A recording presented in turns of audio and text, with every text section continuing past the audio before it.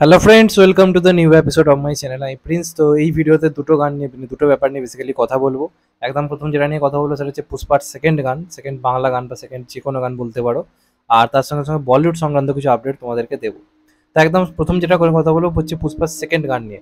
তো এই গানটা আমি তোমাদেরকে লিখে দিলাম, বাংলা কাঁপাতে চলেছে এবং এটা বাংলা ইন্ডাস্ট্রির কাছে একটা বড় চ্যালেঞ্জ হিসেবে আসবে। প্রথম গানটা জনপ্রিয়, মানে বিরাট বড় হিট হয়েছে।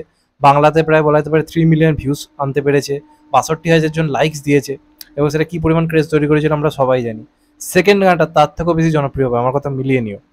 আজকে গানটা ছোট্ট একটা ঝলক এসছে, মানে টি সিরিজ বাংলাটা তোমরা গিয়ে দেখো বাংলা ঝলকটা, যেখানে কি সুন্দরভাবে তারা প্রমোশন করছে গানটার, যেখানে আমরা রশ্মিকা মন্দারের বাংলা ডাবিং শুনতে পাচ্ছি। এবং সেখানে একজন জিজ্ঞাসা করছে সেকেন্ড গান সংক্রান্ত কিছু আপডেট এসছে জানো কিছু, বলে গানটা হচ্ছে, গানটার নাম হচ্ছে আগুনের। এবং গানটাতে এই স্বামী স্বামী বলে স্টেপ দিচ্ছে। এই গানটা কাঁপিয়ে দেবে বাংলা, জাস্ট কাঁপিয়ে দেবে।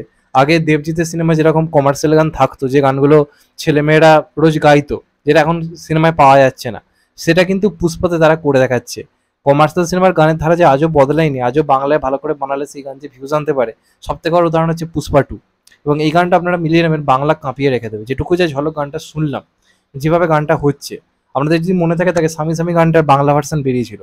গানটা বাংলায় তো মানে তুমুল লেভেলের জনপ্রিয়তা পায়। হিন্দি গানটা তো পেয়েছিল, বাংলা গানটাও পেয়েছিল।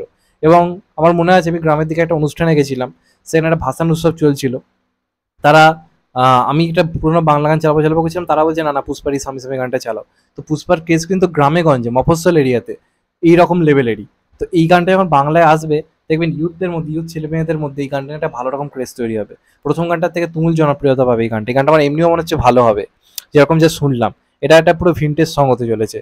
যেমন শ্রীবল্লী গানটা ভয়ঙ্কর হিট হয়েছিল, স্বামী স্বামী গানটা ভয়ঙ্কর হিট হয়েছে, এটা হচ্ছে সেই লেভেলের গান হবে। এবং এই গানটা যদি বাংলা একবার দাঁড়িয়ে যায়, পুষ্পার বাংলায় ক্রেজ, বাংলা ভাষায় ক্রেজ অন্য জায়গা থেকে পৌঁছবে। তো এটা কিন্তু চিন্তার জায়গা। একদিক দিয়ে আমি খুশি যে বাংলা ভাষার এতটা গুরুত্ব তারা দিয়েছে, আবার অপর দিকে কিন্তু বাংলা ইন্ডাস্ট্রির জন্য এটা একটা বড় বড় বিরাট বড় পরীক্ষার জায়গা। দেখা যাক শেষ পর্যন্ত কি হয়। আর নেক্সট যেটা নিয়ে কথা বলবো সেটা হচ্ছে বলিউড একটা বিরাট বড় লসের সম্মুখীন হয়েছে। এবং এই যে বয়কট গান এত বড় বড় কথা বলেছিল, শাহরুখ খানকে হাঁটাও, সালমান খানকে হাঁটাও, রণবীর কাপুর গোমাংস খায় বলে তাকেও হাঁটাও, আজকে এই বয়কট গ্যাং যদি এদেরকে সত্যি হাঁটিয়ে দিত না, বলিউডের কোনো অকাত থাকতো না আজকে আর। আজকে 2023-এ যদি তিনজন না থাকতো, বা সানি দলের কথা যদি বলি, বলিউডের কোনো জায়গায় থাকতো না। এই বছর এই কজন যে কজন নাম নিলাম তারা নেই। তো বলিউড বলে কি 700 কোটির লসে চলছে। এবং এখানেই শাহরুখ খান, সালমান খান, তারপর ধরুন রণবীর কাপুর, এদের ক্রেজটা বয়ে যাচ্ছে এই মুহূর্তে দাঁড়িয়ে। এই বছর একমাত্র ঋত্বিক রোশন একটা বলাতে পারে বলার মতো একটা বক্স অফিস এনেছে ফাইটারের মাধ্যমে, সেটাও কিছু আহামরি নয়। তবে আজকের দিনে দাঁড়িয়ে এই বক্স অফিসটা মনে হচ্ছে বিরাট কিছু। অক্ষয় কুমার কিচ্ছু করতে পারেনি, অজয় দেবগান শয়তান দিয়ে মোটামুটি একটা বক্স অফিস অবশ্যই আনতে পেরেছে। কিন্তু তাও এই বছর বলিউড এখন অব্দি আগের বছরের পরিসংখ্যানের জন্য যদি মানে বলা যায়, 2022-এর থেকেও খুব খারাপ অবস্থার মধ্যে দিয়ে যাচ্ছে, প্রচণ্ড একটা খারাপ ফেজের মধ্যে দিয়ে যাচ্ছে। এবং 700 কোটির লস আসছে এই মে মাস অব্দি।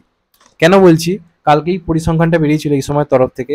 তো সেখানে যেটা দেখানো হচ্ছে, আগের বছরই মে মাস অব্দি বলিউডের 3টে সিনেমা, পাঠান, তারপর হচ্ছে গদার 2, OMG 2, এবং তার সঙ্গে সঙ্গে যদি বলা হয় এ নিয়ে ওই যে সিনেমাটা এটা এসেছিল রণবীর কাপুরের যে সিনেমাটা এসেছিল, তু TTJM বলে যে সিনেমাটা, তু ঝুটি মে মাক্কার বলে যে সিনেমাটা এসেছিল, তারপর দ্য কেরালা স্টোরি, এইগুলো মিলিয়ে সেই বছর মোটামুটি মে জুন জুলাই অবধি টোটাল 1800 কোটি কালেকশন এসে গেছিলো। তার মধ্যে পাঠানেরই প্রায় 1000 কোটি ছিল, গদার 2 প্রায় 500 কোটি ছিল, কেরালা স্টোরি 300 কোটি ছিল।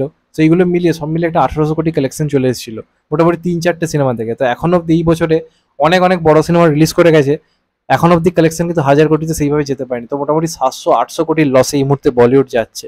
তো বুঝতে পারছো শাহরুখ সালমান ছাড়া, এরা ছাড়া কি অবস্থা দাঁড়িয়েছে বলিউডের। এই বছর রিয়েলিটিটা বেরিয়ে আসছে। এখন অব্দি একমাত্র বড় ভরসার জায়গা হচ্ছে সিংঘাম এগেন। না হলে কিন্তু এই বছর বলিউডে পুষ্পার জায়গা, মানে পুষ্পা বলি, কালকে 2898, এই সিনেমাগুলো কিন্তু বিরাট একটা জায়গা আবার তৈরি করে নিতে পারে। মানে বলিউড আগের বছর শাহরুখ খানের মাধ্যমে যে খেলাটা খেলেছিল, এই বছর শাহরুখ খান নেই, রণবীর কাপুর নেই, পুরো ধসে গেছে।